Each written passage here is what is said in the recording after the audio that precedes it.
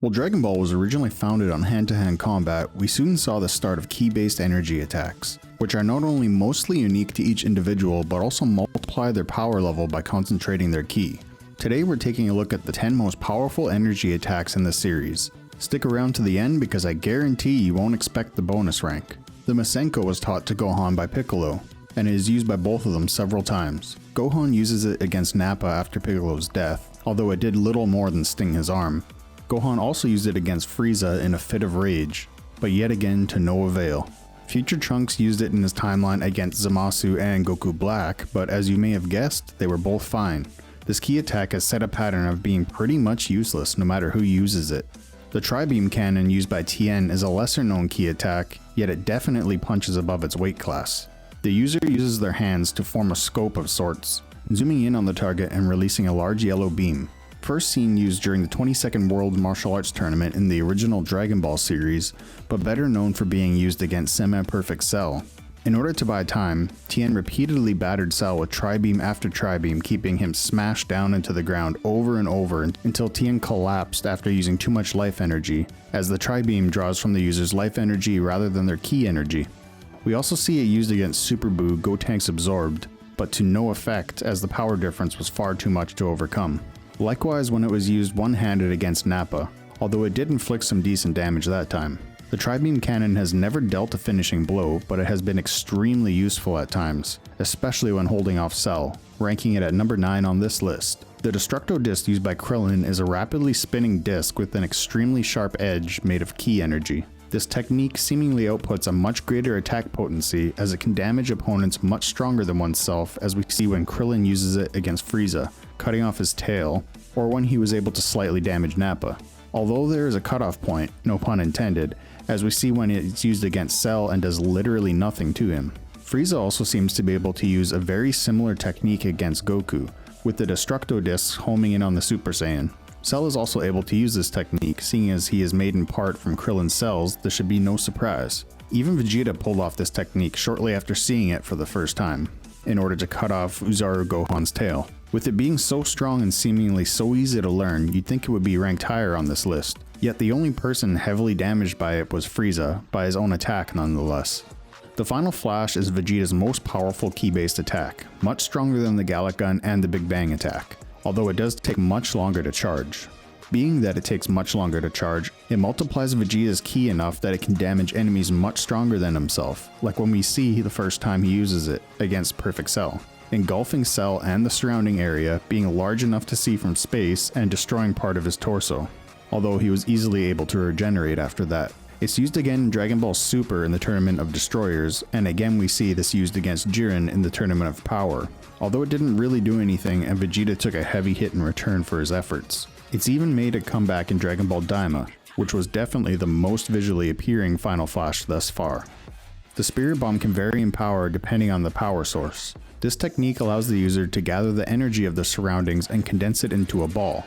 This can be either the immediate surroundings or much larger areas like multiple planets. Living beings' energy can be used as well, but it seems sentient beings must give their energy willingly. Even though the Spirit Bomb can be extremely powerful, we only see it finish off one enemy, that being Kid Buu. First used against Vegeta, it deals some hefty damage to him, yet it doesn't take him out of the fight. It fails to destroy Frieza, although it heavily damages him as well, and it fails to even reach Jiren due to the overwhelming power difference.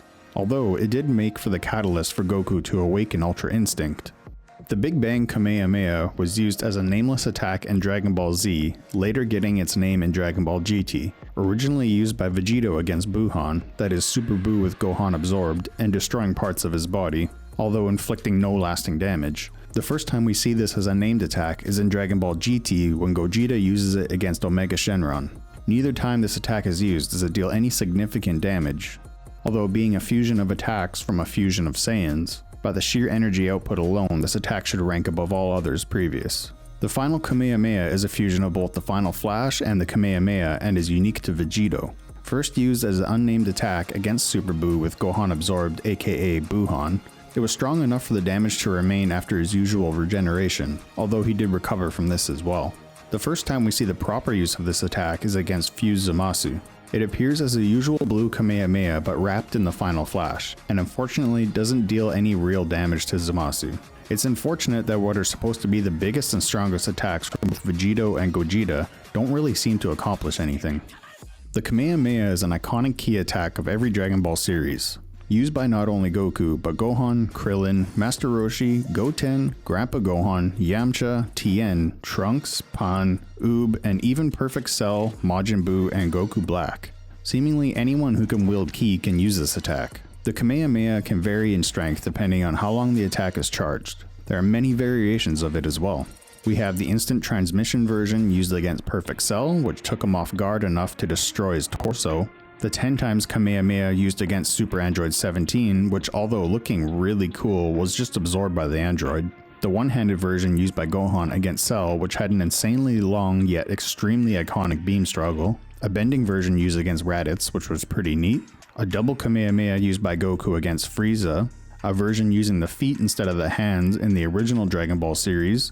And even a gag version used by Gogeta in Dragon Ball GT. Which, by the way, why are the fusions always playing around? Whether used by Goku or any other ally or even a villain, this technique is always a powerhouse and iconic to the anime itself, even if its win stats aren't fantastic. The Special Beam Cannon was created by Piccolo sometime between the end of Dragon Ball and the start of Dragon Ball Z. The main drawback of the technique is how long it takes to charge or to gather ki into a single point. This drawback, however, is outweighed by the potency, having a higher power multiplier than many other ki attacks. We first see it used to overcome the seemingly inevitable defeat of Piccolo and Goku at the hands of Raditz, allowing the weaker Piccolo to concentrate enough ki into the attack to overcome the power difference. It is also used to take out a fellow Namekian in the Tournament of Power. In the Dragon Ball Superheroes movie, we see Beast Gohan use this technique against Cell Max, showcasing an incredibly powerful and stunningly animated version of the attack and punching a hole right through the head of Cell. Once again showcasing the sheer power of a charged Special Beam Cannon, as almost every time this technique is used by either Piccolo or Gohan, an enemy is vanquished as a result. The Stardust Breaker is a technique completely unique to Gogeta. The first time we see this technique is in the Fusion Reborn movie during his fight with Super Janemba. It is not only an extremely powerful ki-based attack, but it also has the attributes of the Spirit Bomb, meaning it also attacks the negative or evil aspects of the target. After using it against Janemba, we see it destroys the negative energy which created Janemba in the first place while leaving the ogre alive. We also see Super Saiyan Blue Gogeta use this against Broly in the movie, but seeing as Broly isn't actually evil, it doesn't destroy him, which is pretty much the only downside of this technique. There's also a suspiciously similar move in the Return of Cooler movie used after Cooler merges with the Big Eddie Star. Let me know if you think it's the same technique. Regardless, every time this technique is used, it's a sure victory for Gogeta. You've probably never heard of the Devilmite Beam, but you'd underestimate this attack at your own peril. Used by Spike in the original Dragon Ball series, this attack targets the evil in a person, using their negative thoughts to annihilate them. Almost like a combination of the Spirit Bomb or Stardust Breaker and Hakai used by the Gods of Destruction. Seeing as Goku is pure of heart though, it did literally nothing to him. While there are a plethora of signature ki attacks in Dragon Ball, some shared between people and others completely unique. What do you think is the strongest technique, and what's your favorite? Let me know if you agree with my list and make sure to come back for the next one.